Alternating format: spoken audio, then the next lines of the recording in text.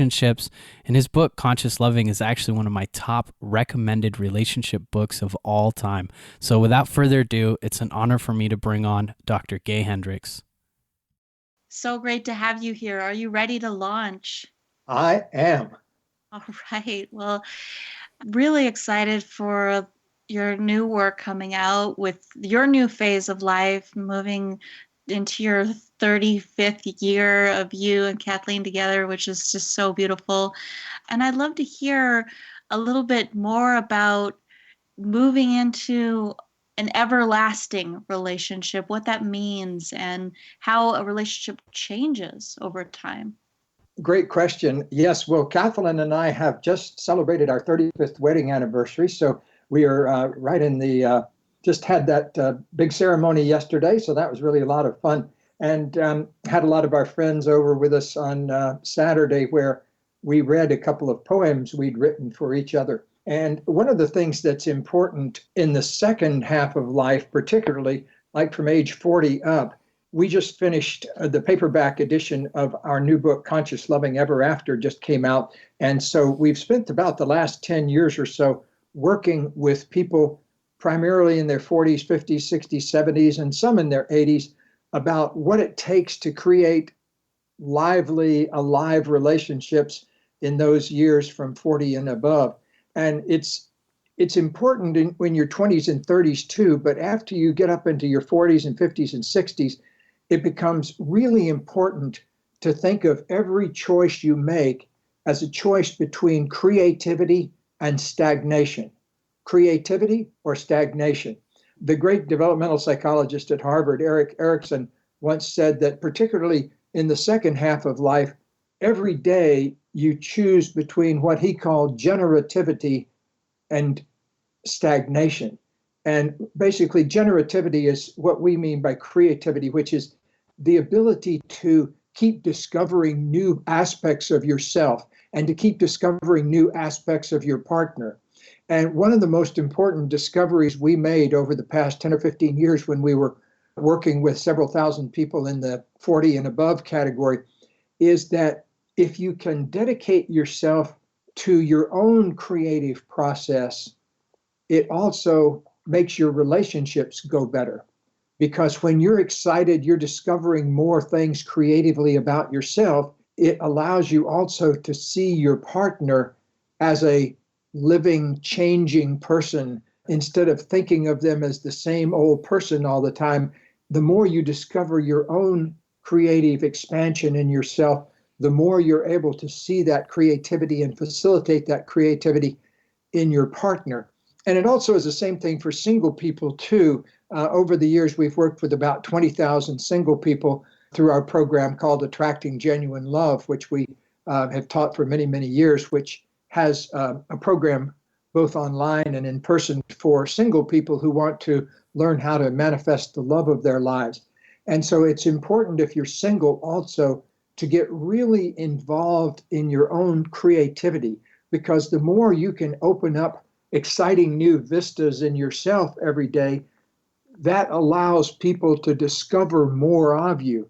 And so one of the things that's important, especially when you get into the second half of life, is to make a real, very deep, profound commitment to your own creative development. And we say you only need to start with 10 minutes a day. That's been our discovery, that even people who just put in a tiny bit of like 10 or 15 minutes a day on whatever their creative process is, they see an immediate change in their relationships. And it doesn't have to be, when I say creativity, it's not about composing a symphony or writing a poem necessarily. It's about discovering something new, like even if you're making a soup that you've made 48 times over the last couple of years, change something about it today, make something a little bit different about it so that you have a chance to really reinvent yourself on a daily basis. I really love that. I know when I was first starting to kind of get into the relationship world, I was really focusing on trying to find a partner and attracting the right partner. And then I read some piece of work that said, if you want to be really attractive to other people, you have to think about what makes you attractive to yourself? So what do you love doing? What are the things that bring out this aliveness? Now, this also, it led to me meeting more people that were available, that were really exciting, and being attractive was very easy because I was, as you say, Gay, in my zone of genius. My question for you, though, really is about, okay, so I'm thinking, what if I'm in that second part of my life? The kids have moved out. I've been working, had a same job for a long time, and all of a sudden, I don't have that same job anymore. The kids have left the house, and I'm not sure what that next level of creativity is for me. Now, for the rest of us that are younger, I know that I get stuck sometimes and don't know how I'm going to be creative. And so now I'm just projecting myself out. What if I was older and life was different? But the question is still relevant to anybody. How do we get in touch with this creative part of ourselves? It's a lot about learning to listen to little quiet voices inside that you may not have paid attention to. I'll give you an example of a dentist, a man who's a very successful dentist that was around 40 years of age.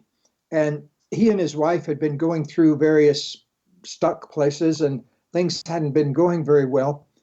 And I asked him, going back throughout your whole life, thinking back to even before you started school when you were a kid, what were the things that you most loved to do? And interestingly enough, he loved to write little things. He was, sometimes he'd write poems and sometimes he'd write little articles and things. But he was kind of a born writer, but he had put that away completely when he got into his dentistry career. And so he hadn't picked up a pen to write anything in many, many years. And so I suggested that he start taking 10 minutes a day to just sit and write something, even if it was the same sentence over and over again, just to get in the groove. And interestingly enough, he started writing these really excellent little poems and ended up getting several of them published even, which was very thrilling to him. And that's just an example of the kind of thing that can spark off a whole new life path for people, because the moment he touched into that, it began to have an immediate positive effect on his relationship too. His wife noticed it. He noticed it.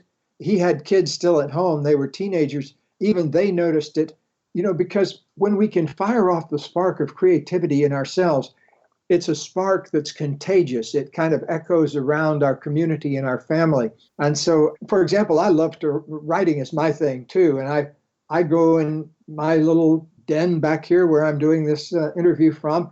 I pop in here every morning around 5:30 and I write for a couple of hours. My wife likes to sleep in. Katie likes to sleep in. So I write for a couple of hours until she gets up. And so it's a time for me to commune with that deep creative part of yourself. And you don't need 2 hours of it, but just a little bit of it every day is what's necessary to keep ourselves really feeling that zest for life feeling inside. The other thing too is that a lot of us, especially when we get up into our 30s and 40s, we tend to have problems with our overall life purpose. A lot of times, you've heard of the famous midlife crisis. Well, what that really is a crisis of purpose. And I can't count the number of people I've had in here over the years, especially people around 40, 42 years of age, often very successful people. Like I'm thinking of a guy who came in and he said, I've been a lawyer now since I was 27 years old. I'm 42 now, so I'm really successful at it. I make $300,000 or $400,000 a year, and everybody likes being a member of the country club and all that kind of stuff. But I feel like I'm dying inside unless I can find some other place to connect with in myself. And so many of us have a crisis of purpose when we get especially up into midlife, where we realize, what are we doing this for? What are the key things that are really driving me? That's why I wrote that little book a few years ago called 5 Wishes, because one of the best things you can do to get in touch with your life purpose is to sit down and write a list of your 4 or 5 most important wishes for your life. And you can do that when you're 25 or 35 or 55. And I've even had people in here in their 70s asking that same question, like, let's say you've got a year left or 5 years or 10 years left, whatever you've got left, let's spend it doing things that make you feel more and more alive. And one of the best ways to do that is to really just sit down and do a little bit of thinking and cogitating on what are the 5 most important things that I want to accomplish or experience in my life? And I started asking that question when I was in my 30s. And at this stage of the game, I've accomplished all of my 5 wishes, except number 1, which was to create a loving relationship with a woman. And I've since done that, and I still want to keep doing that every day. That's still number 1, because I've found that when my love life goes well, my whole life goes well. Wow. I'd love to hear what you do after you create your 5 wishes. Well, you get busy making those real. Like for me, when I first flashed upon this, I was in my 30s. And at the time, I was just getting started in my relationship with Kathleen. So this goes back to 1980 or so, 1981, somewhere along in there, quite a long time ago. And I realized that there were these 5 big things that I wanted to accomplish in my life. Number 1 was to create a lasting love relationship with a woman with whom I could grow over the years. And number 2, I wanted to find out how to live in a state of completion with everyone, my friends and family and everyone, so that there wasn't anything unsaid or unlistened to in my relationships with them. So my first 2 wishes had to do with relationship types of things. My third one was I wanted to learn how to write from my heart.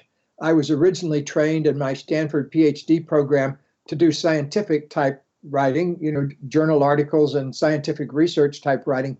But I wanted to learn how to write from who I really was inside, not just to summarize research, but to speak from my heart.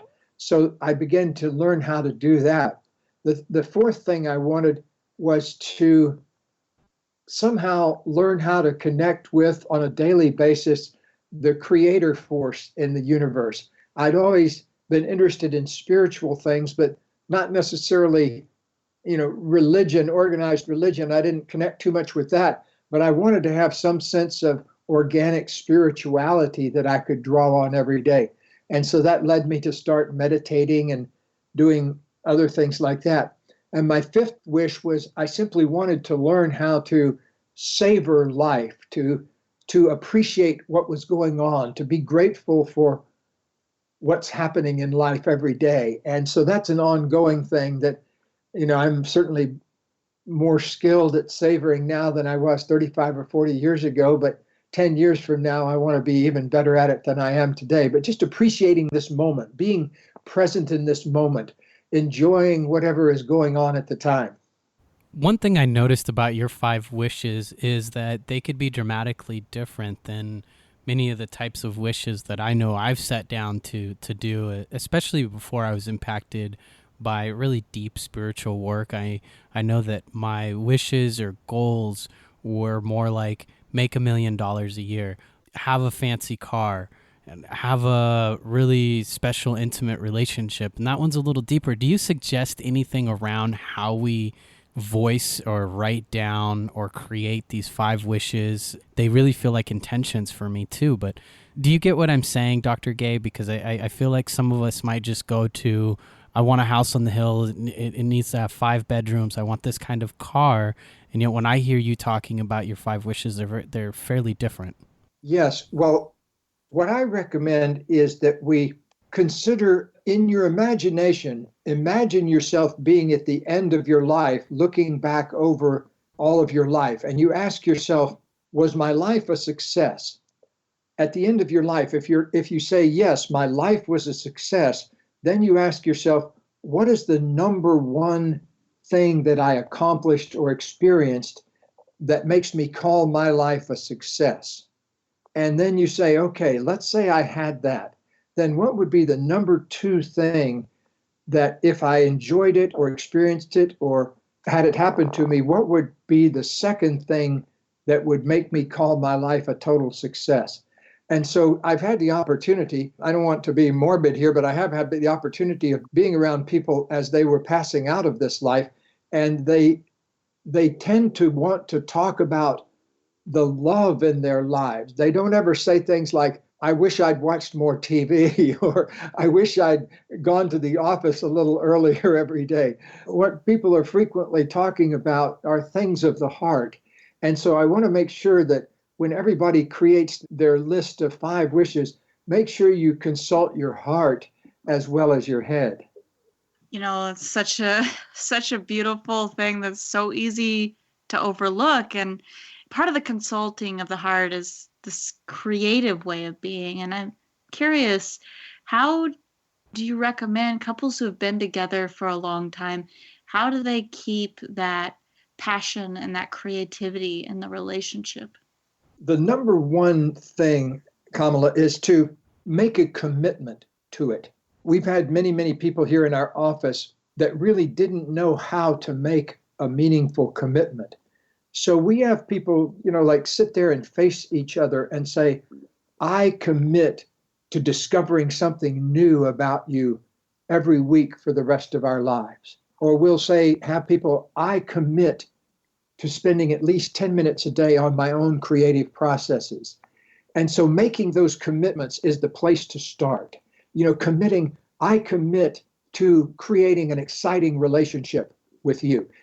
To be able to say that to your partner in a heartfelt, sincere way is really the starting place, because until you're committed to something, until you can actually feel yourself making a sincere commitment to it, there's no reason it's going to show up in your life.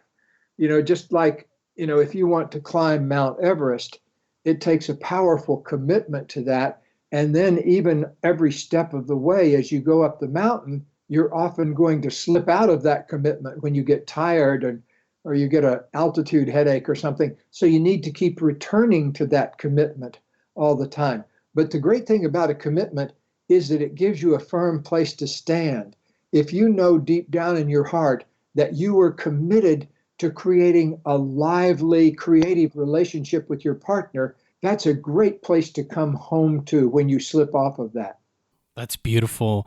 I know one of the things that happens for me is that I tend to forget my commitments in the whirlwind of life. Sometimes I get wrapped up and can go on automatic, and no matter how hard I try, I find that, I can develop certain habits, and there's still other things that I'm working on that I consistently return to and heal those or work on those areas and create new intentions. And in that area, life is like kind of, we're always balancing this thing and improving and making it all better and looking in areas where we really want to get more out of our own lives. I'm curious, is there something that you recommend for us so that we can have a healthy way to return, or healthy reminders to return back to those intentions?